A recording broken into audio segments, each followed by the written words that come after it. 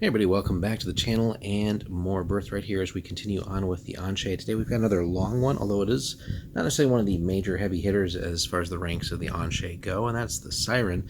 Now, we covered her back when we were dealing with the Brecht as far as her realm is concerned, but she has a very long entry here, so let's take a look and see what cool backstory we get with her. Before we get into that, though, anybody who does want to support the channel and see videos like this early, including some other cool and exclusive content for Birthright, other D&D, and some of the other miniature games and stuff that we cover, check us out on our Patreon, guys. All the support there really helps the channel out, make sure that we can capture all these old modules and things and really bring you continued content. So let's jump right in, though. Given the known power of the Siren's voice, our team of sages found it rather odd that she would not speak with them, but the facts about the Siren have always been cloaked.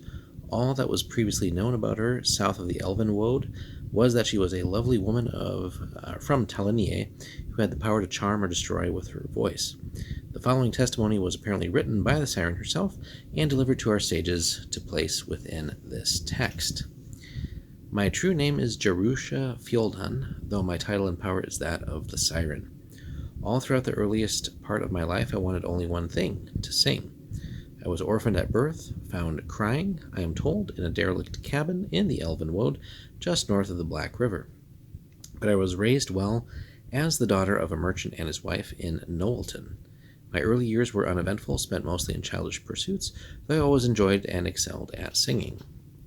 On the day of my 15th birthday, we were visited by an old friend of my father, a half-elf man named Jubhel. After hearing me singing softly while preparing dinner, he made us an offer. He ran a traveling show that went from town to town in Talinier, Borroween, Tagus, and Tornin, and after some study, he wanted me to join them as a singer of tales and ballads.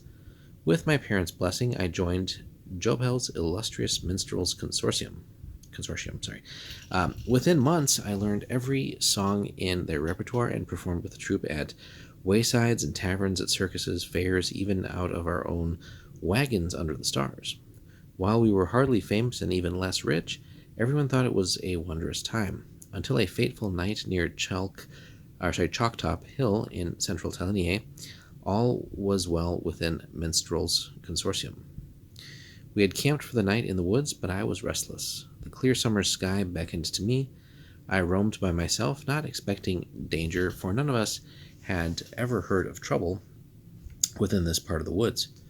Jobel had mentioned that he knew of some nearby ruined elven towers, and he planned on showing them to us the next day. I came upon such a ruin in my walk, finding an old tower with a hooded figure leaning against it and looking directly at me.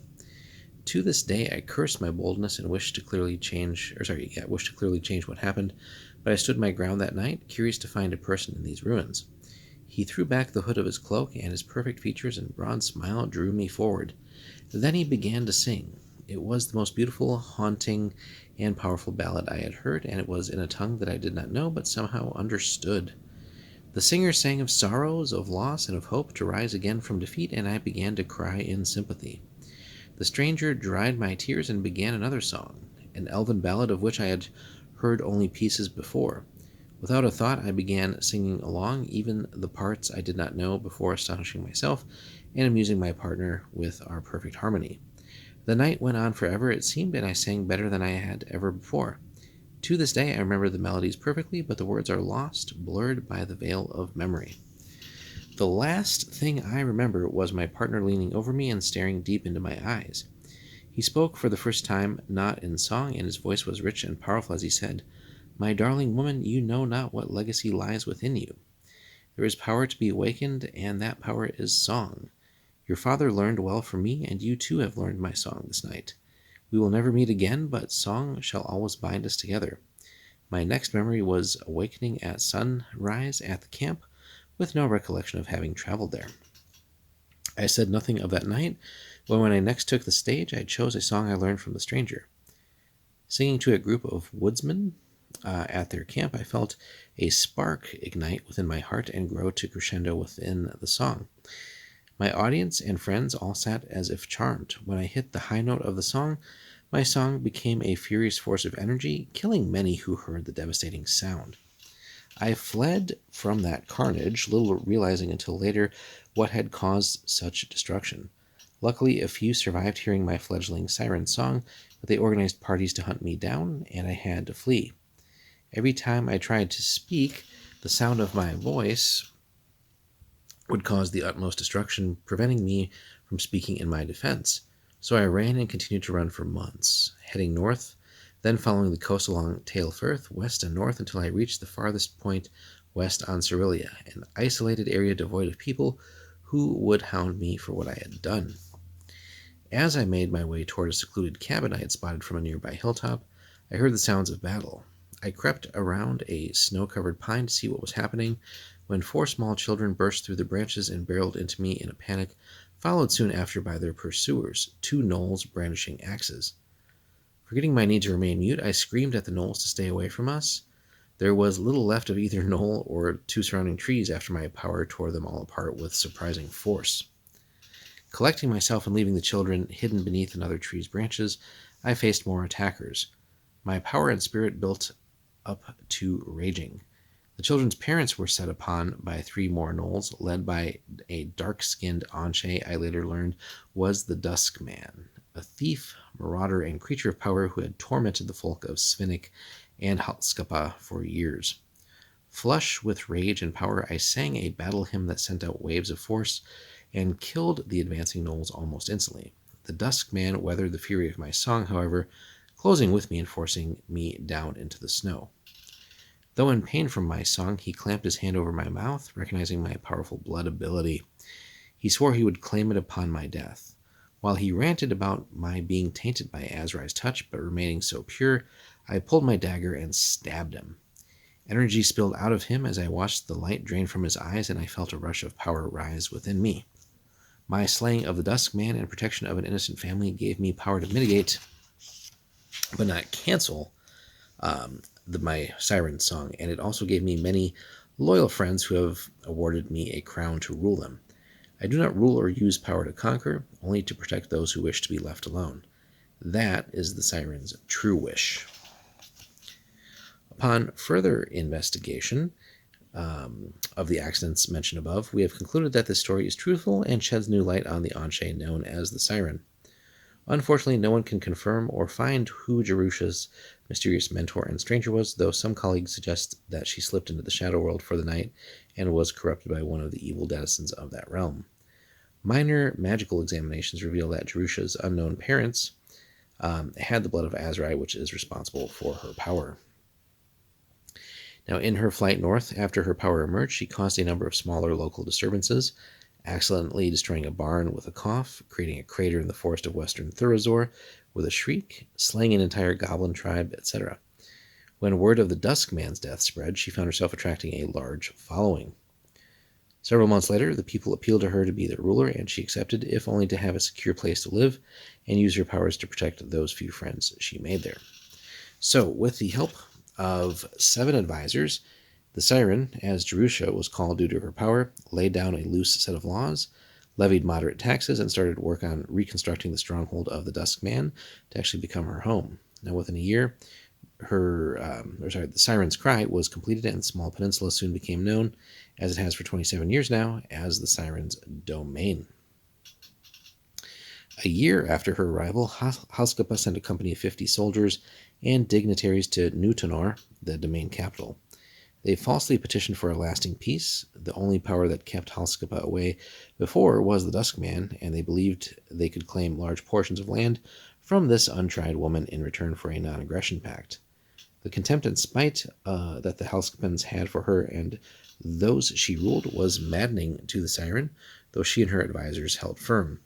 During their stay at Siren's Cry, the Halskapans attempted to slay Jerusha and her advisors in a bloody coup. She destroyed them all in a furious display of power. To this day, no Halskapan has ever walked the halls of Siren's Cry, nor has any great attempt been made to annex the small territory by military force.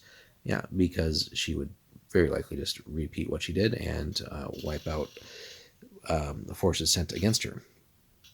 So, let's pause for a second here, and then we'll come back and we'll take a look at some of her actual stat details. Alright guys, welcome back. So taking a look now at the Siren's stat block here. So intelligence of 16, fairly high there. Mainly active during the day. She's, again, just really a normal human otherwise in that sense. Nothing weird like some of the other Anshe. Again, diet omnivore, is considered neutral. Movement at 12, 5.5 feet tall. Armor class of 6, but again, the old system there, so really about a 14 and I think 5th ed if we port it over. 48 hit points, saves as a level 6 fighter. Thaco doesn't exist anymore, just 1 attack, has a dagger, but really her bread and butter as far as attacks go would be her singing and her voice. No other special defenses, no resistance, average morale, has a bloodline of 29 from Azrai, does have divine aura, healing, and regen, and XP of 5,000 again. She's not some massive powerhouse monster like some of the heavy hitters like the Raven, the Magian, and so on and so forth, right? But she's just unique amongst them all in the sense that she does still try to preserve her humanity and really isn't evil. She cannot speak at all without loosing her song, a powerful blast of sound and force shaped like a cone, 100 feet long and a 90-degree arc in front of her. All creatures in it must make a saving throw versus death magic, while objects need a saving throw against crushing blow. Anyone outside the area of effect hears a high-pitched blast but is not harmed by it. Living beings who fail their saving throws are subject to 3d10 points of damage, but damage is halved with a successful save. That's still a pretty decent chunk there, right? Can very quickly whittle someone down even at a higher level. Physical objects either survive the siren song with a successful save or just literally blasted to pieces, and really the explosion from that can also cause other damage too, so there's sort of area of effect damage potentially there too. The siren's other blooded abilities manifested more recently after the power she assumed from the Duskman gave her slight control. By humming various tunes, she can use her other abilities. While many believe she has much more power than exhibited, she and many sages believe the bulk of her power keeps the song from overwhelming her. The Siren and Radnor, her chamberlain and one of her chief advisors, developed a complex series of hand signals so Jerusha could directly communicate with her advisors, despite being effectively mute. Anything of great detail is written out, and the library at Siren's Cry is filled with an elaborate collection of documents and many songs written by her. So, again, we've covered the realm separately before, but there it is again. So, sparsely populated overall, but also, plenty of potential there for sources, but there are none currently developed. But she more or less controls all the law there, except Dontier Island. Small temples there, and then a little bit of guild activity as well. So, she controls all the law holdings within her domain through her militia and the elite guard. So while she taxes the people to maintain the elite guard and pay for the militias, much of the commercial and mercantile power is in the hands of Canuck and Wisbeck, two of her advisors and the owners of the primary trade fleet and the shipbuilding company that made the fleet. All the magic is currently uncontrolled, though 3 of the Siren's advisors are looking into tapping the power of their rough land to further defend itself against Halskapa, right? Temples. There are 2 temples within the domain, which have been built since the Siren took power. Both are dedicated to Nasiriye, and the High Priest is one of Jerusha's closest confidants outside of her advisors, Arek, who's a level 9 priest. Aside from the 2 temples at Newtonor and Port Helen, there are only some small personal or family shrines to Eric and Borin throughout the domain, which makes sense, given that it's still in the Rurik territories. The realm itself has a decent little amount of RP built up. Again, this isn't one for players to run, and a rather small treasury, though, but again, given the fact that there's most of the tax is really just going to pay for the militia, that she's not really overly taxing anybody, that makes sense, although ideally I think she would want to be expanding the trade network a little bit as well. So she has a loosely organized army assembled from among her sparsely populated provinces, consisting of some heavily trained Rurik soldiers known as the Siren's Guard and levied irregulars from the outlying provinces. Included with their statistics are those for the individuals who reside with her in her stronghold at Newtonor. So that gives you some fairly detailed stuff here. So the Advisory Council, so there's 7 of those, right? The Elite Guard, 75. You have the Irregulars at 200. So basically a unit there. The Elite Guards really would be like one army unit as well. Militia Leaders has those, and then some just household services. So a potent little force, but again, won't stand up to really a concentrated outside army. But again, she is kind of that X factor there with her voice and what she could do damage-wise. The members of the advisory council help the Siren make all decisions, though the final word is hers, even if all disagree with her. So far, she has listened to them and considered their words. The members' names are Birkenhead, Cannock, Hanley, Radnor, Thorpe, Wisbeck, and Wolds. The 5 militia leaders, Bardsey, Govan, Hugh, Ride, and Shanklin, are the primary military minds of the domain. All former members of the elite guard, they act as constables, policing the domain and helping lead the army in war. All are older, patient men and serve the Siren with respect.